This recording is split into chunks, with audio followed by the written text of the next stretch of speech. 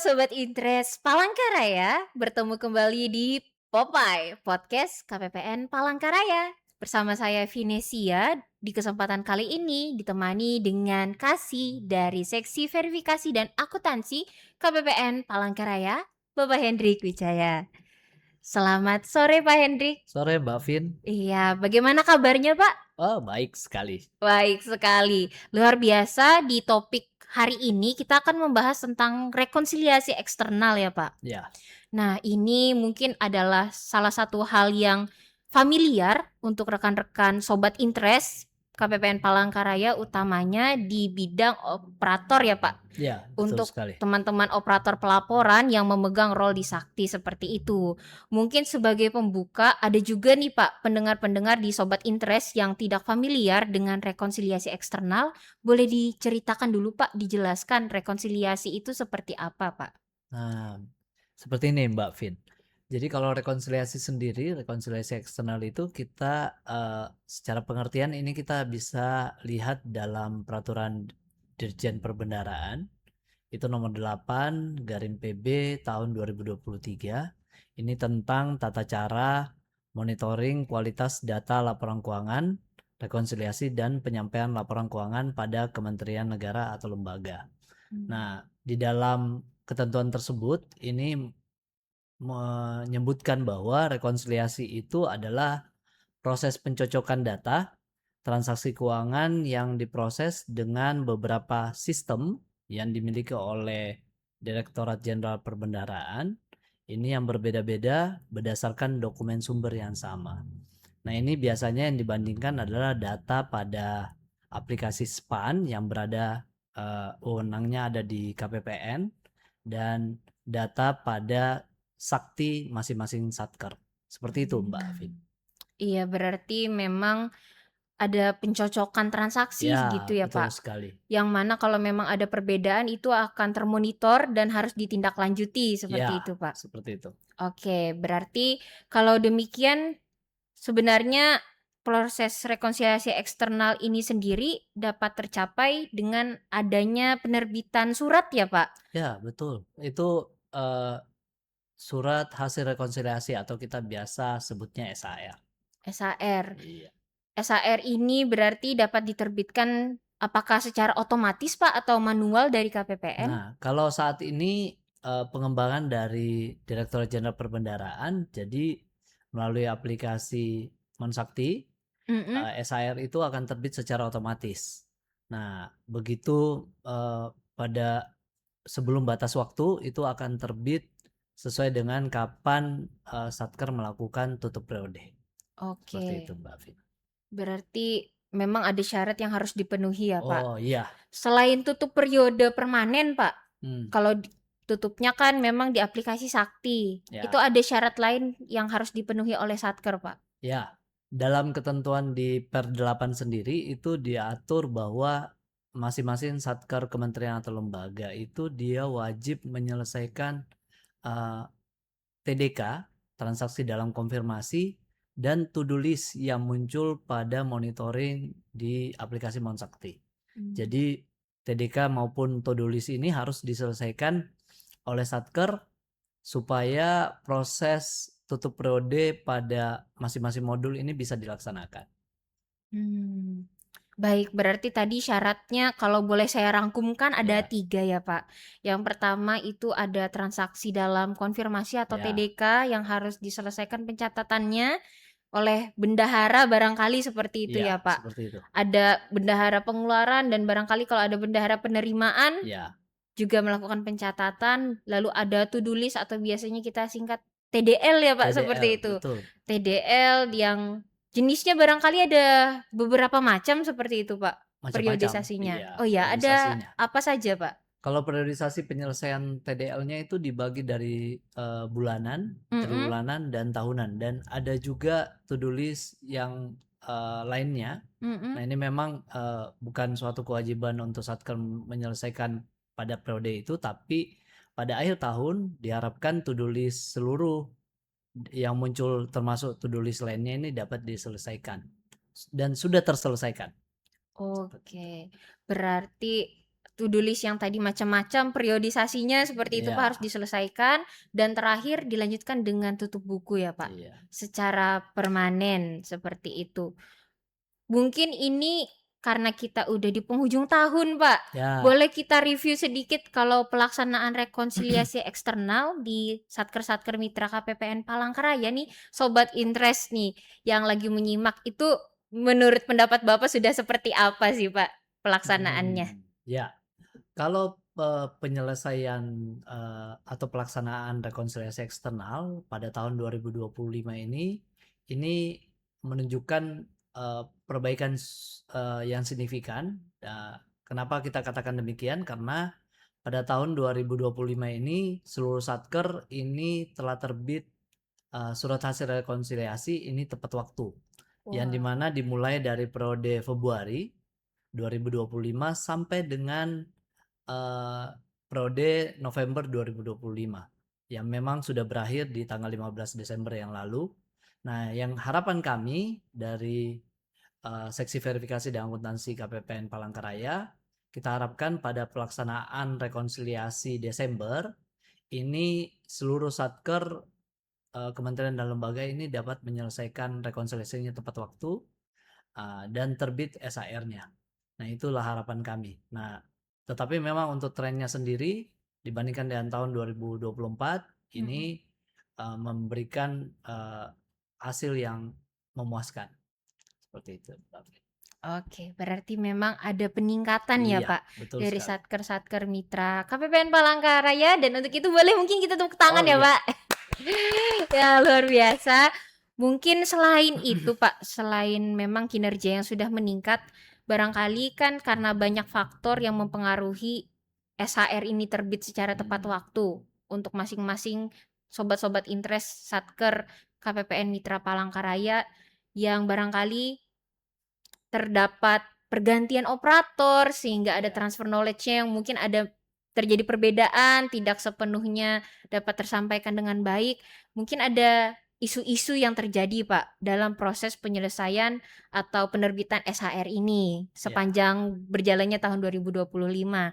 Nah, itu barangkali apa ada isu-isu, Pak, yang mungkin kejadian secara terus-menerus atau yang mungkin penting nih untuk disampaikan ke rekan-rekan sobat interest yang sedang menyimak podcast iya. Popeye ini. Terima kasih, Mbak Vin. Jadi, kalau,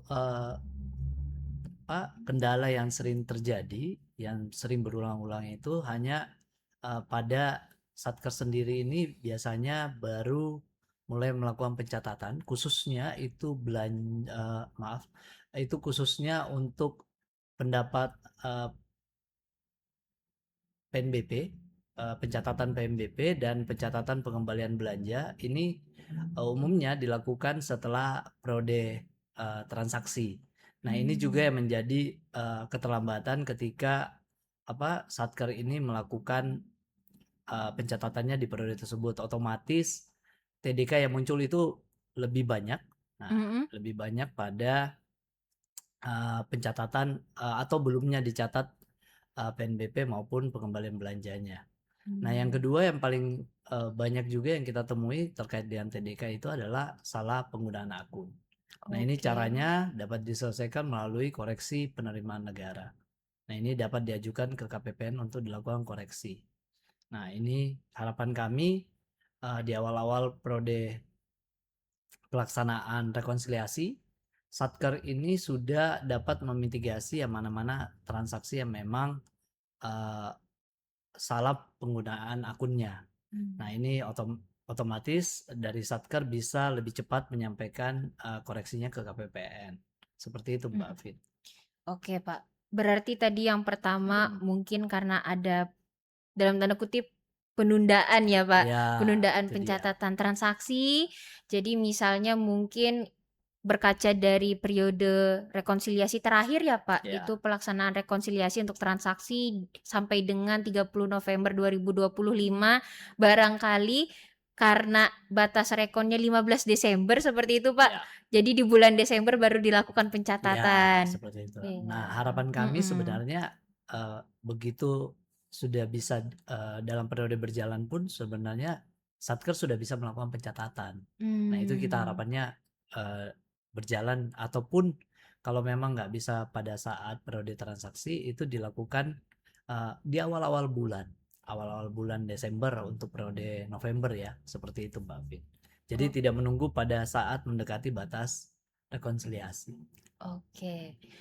Berarti kalau memang mungkin ada transaksi yang di akhir bulan seperti itu ya Pak, Ya, segera dilakukan pencatatan di awal bulan ya berikutnya. seperti itu. Nah, ini menjadi pertanyaan juga Pak. Barangkali pertanyaan juga untuk sobat interest yang mendengarkan, karena di awal bulan setelah periode transaksi itu kan kita ada kewajiban melaporkan LPJ, Ya, laporan pertanggungjawaban yang disampaikan oleh bendahara ke KPPN, terintegrasi melalui aplikasi Sakti.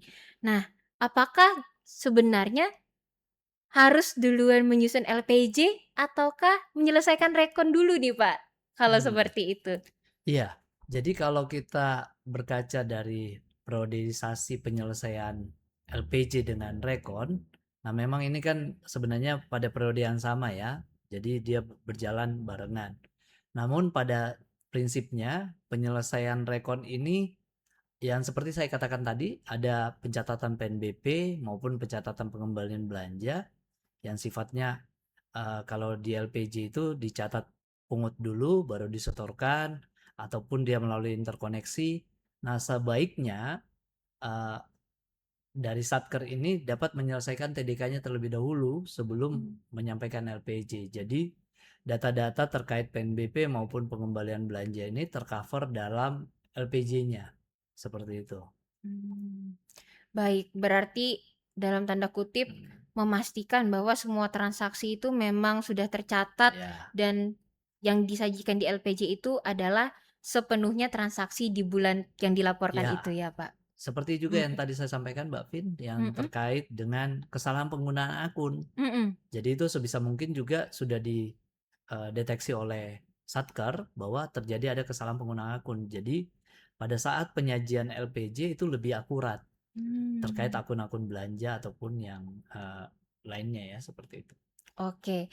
Nah, ini karena disinggung tadi Pak terkait koreksi transaksi, apakah barangkali ada batas waktunya Pak? Misal untuk transaksi seperti kemarin, transaksi bulan November, Ya, karena periode rekonsiliasinya penerbitan SHR-nya juga bulan November, itu ada batas waktu koreksinya bisa diajukan ke KPPN kapan paling lambat supaya barangkali karena tadi terdeteksi juga Pak perbedaan akunnya di Monsakti, di rekonsiliasi eksternal dan Satker juga dapat menyelesaikan gitu. iya. Jadi kalau untuk terkait pengajuan koreksi penerimaan negara, nah ini batas waktunya itu adalah paling lambat tanggal 10 bulan berikutnya apabila ini terkait dengan transaksi periode yang lalu. Hmm. Jadi supaya apa, dari petugas kami dari seksi verifikasi dan akuntansi ini dapat melakukan koreksi pada bulan pelaporan. Artinya masuk ke bulan pelaporan bulan sebelumnya, misalkan bulan Desember itu dia akan masuk ke bulan November. Nah, melewati batas itu mau nggak mau memang atas transaksi tersebut itu baru akan terupdate ataupun berubah akunnya itu di periode berjalan. Artinya masuk di periode Desember. Nah, ini seperti itu, Mbak. Oke, berarti tadi ada catatannya ya Pak, Ya, masih bisa diajukan ke KPPN tapi mungkin ada perbedaan iya, periodisasinya seperti seperti itu itu. Pak. Dan sangat disarankan Bapak Ibu berarti untuk melakukan mitigasi dan juga identifikasi secepat mungkin Iya, ya Pak, betul supaya sekali. sebelum tanggal 10 itu bisa diajukan ke KPPN dan tentunya dapat ditindaklanjuti Ya, segera karena barangkali ada kelengkapan yang masih harus diperbaiki seperti itu ya iya, Pak. Kalau seperti itu, Mbak. ternyata ada yang terlewat Mm-mm. seperti itu.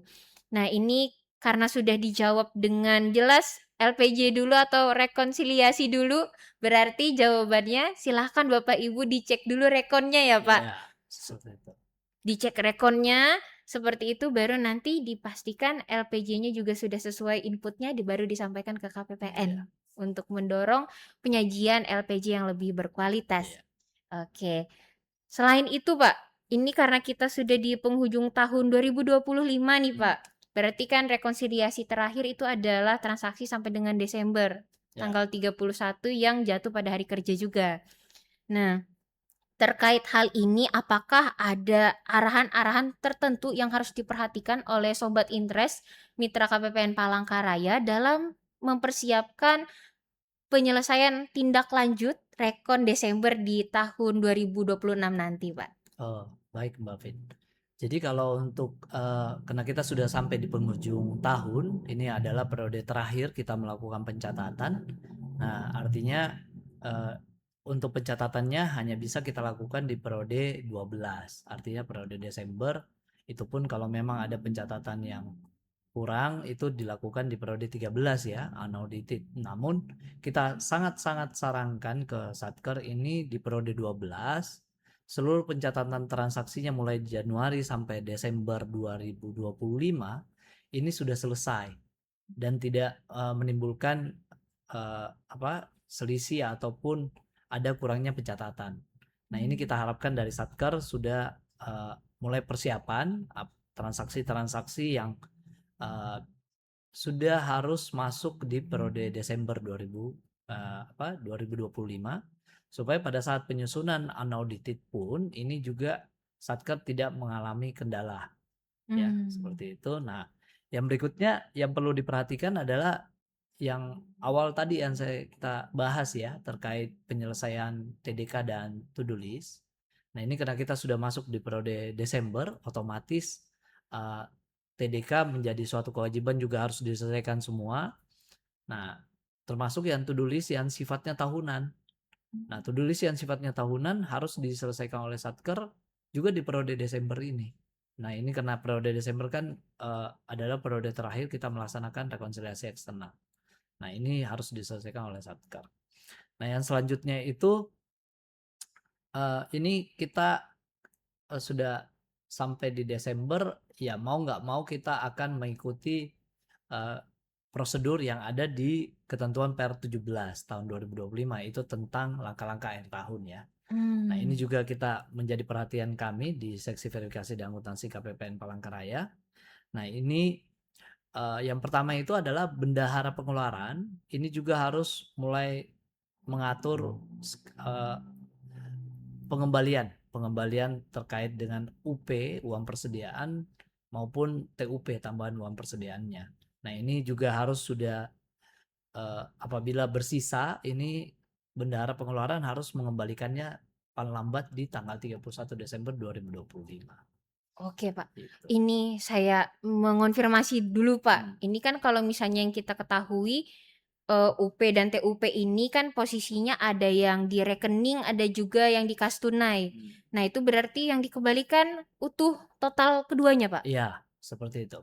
Oke. Jadi terkait dengan UP baik itu di bentuk tunai di kas ataupun di bank ini harus dikembalikan kalau dia bersisa. Jadi paling lambat tanggal 31. Jadi dari Satker sendiri khususnya bendahara pengeluaran ini sudah mengestimasi berapa belanja-belanja yang masih harus perlu dibayar sebelum pengembalian TUP maupun UP-nya. Seperti itu. Oke, Pak.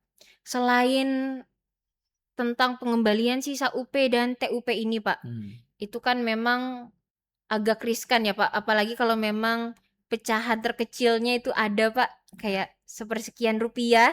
Nah, itu apakah bisa dilakukan konsultasi juga, Pak, ke KPPN untuk mencocokkan barangkali nilai terakhirnya? Kalau untuk pencocokan nilai UP dan TUP yang akan dikembalikan ini dari Satker ini wajib malahan ke KPPN untuk berkoordinasi terkait berapa sih nilai yang harus dikembalikan di 31 Desember 2025. Lebih bagusnya seperti itu ya Mbak Vin. Jadi Satker baik melalui WA maupun datang langsung ke KPPN itu berkoordinasi terkait berapa sih seharusnya yang dikembalikan. Karena jangan sampai ada bersisa lebih yang seharusnya dikembalikan namun belum dikembalikan per 31 Desember 2025. Nah, ini dia. Iya, itu yang barangkali diminimalisir ya, Pak, Iya, ya. betul sekali. Karena akan berpengaruh juga barangkali dengan penyajian kualitas laporan keuangannya, Ya, Pak. itu sangat Iya. menjadi perhatian juga dari Badan Pemeriksa Keuangan ya terkait pengembalian UP dan TUP di akhir tahun. Betul betul. Berarti harap menjadi perhatian berarti disesuaikan, dipastikan kebenaran nilainya, Ya, akunnya juga, ya, dan tentunya disetorkan sebelum batas waktu yang telah ya. ditentukan. Selain itu, Pak, selain pengembalian sisa UPT-UP, apa ada hal lain lagi yang harus diperhatikan, Pak? Nah, terkait dengan LLAT tadi yang saya sampaikan, nah ini terkait batas waktu kita akan melaksanakan rekonsiliasi eksternal. Ini nanti pelaksanaannya paling lambat itu berdasarkan Per 17 tersebut itu adalah tanggal 23 Januari 2025. Nah, itu seluruh transaksi harus selesai dilaksanakan. Sudah dicatat. Itu dia. Oke, berarti nanti di 2026 mendatang ya, Pak? Oh iya, Iya, 2026 ya. tadi sepertinya Sedikit miss ya. iya Ya, sedikit Sis, karena 2026. iya tidak terasa lagi sudah mau Ya berganti iya ya itu Pak dia. tahunnya Pak. Aduh, sedikit lagi kita akan melanjutkan ke anggaran yang selanjutnya, mempersiapkan kembali kegiatan-kegiatan kita, mempersiapkan kembali semangat kita untuk menghadapi tahun yang baru ya Pak. Ya, betul Walaupun sekali. kita tetap memiliki kewajiban untuk melaporkan pertanggungjawaban atas transaksi keuangan yang telah kita laksanakan di tahun anggaran 2025. Baik Pak, tadi kan kita sudah bersama-sama mendengarkan arahan tadi ada UPT-UP yang harus dikembalikan, terus nanti ada jadwal rekonnya juga, itu beda ya Pak ya? Ya, Biasanya tanggal 15, 15 tapi ini khusus untuk bulan Desember itu sampai dengan tanggal tanggal 2 23 23 Januari Januari 2026. 2026. Dan nanti barangkali apakah selain itu kan ada, saya izin mengonfirmasi nih Pak. Kan kalau SHR itu kan ini menjadi pertanyaan nih Pak, pernah dititipkan ke saya bahwa SHR itu terbitnya dari Januari sampai Desember. Tapi kan kita tahu bahwa periode laporan keuangan itu juga ada periode 13 dan 14. Apakah di dua periode tersebut juga akan menerbitkan SHR, Pak? Jadi kalau untuk penerbitan SHR-nya hanya sampai periode 12. Oke. Iya, jadi ini jadi poin penting bagi kami juga, perhatian kami bahwa SHR untuk di periode 12 itu sudah terbit seluruhnya untuk seluruh satker di lingkup KPPN Palangkaraya untuk periode Desember ya. Nah, mungkin ada satu tambahan Mbak Vin. Nah, ini juga menjadi perhatian kita terkait penyusunan LK. Nah, penyusunan LK ya kita harapkan dengan terlaksananya rekonsiliasi eksternal nanti dan seluruh satker kita menerima atau telah terbit SHR-nya. Ini kita harapkan pengumpulan laporan keuangan unauditednya pun ini berjalan lancar. Jadi seluruh satker pun menyampaikan ke KPPN tepat waktu. Itu harapan kami. Harapan kita bersama Iya, betul seperti itu ya, sekali. Pak. Jadi tadi urutannya kembalikan sisa UP, laksanakan rekonsiliasi Desember, Ya, baru nanti persiapan melaksanakan penyusunan unaudited untuk ya, nanti dapat disampaikan secara berkualitas dan tepat waktu betul ke sekali. KPPN Palangkaraya dan tentunya juga barangkali ke unit akuntansi pelaporan di atas ya Pak untuk Satker Bapak Ibu Sobat Interest sekalian. Nah, selain itu apakah ada lagi nih Pak? Eh, Kayaknya seperti cukup aja, Mbak. Iya, Iya, mungkin yang lainnya akan menyusul seperti iya, itu ya, Pak. Kita menunggu pengumuman-pengumuman atau ketentuan lanjutan iya. dan mungkin dari Bapak juga ada yang ingin ditambahkan, Pak. Pesan-pesan kepada sobat interest sekalian terkait pelaksanaan rekonsiliasi mendatang dan tentunya kalau tidak salah kita juga ada melombakan seperti itu ya, Pak. Kriteria-kriteria tertentu dalam hal ini bersama seksi verifikasi dan akuntansi KPPN Palangkaraya, itu apa ada pesan-pesan khusus Pak yang ingin Nah, disampaikan?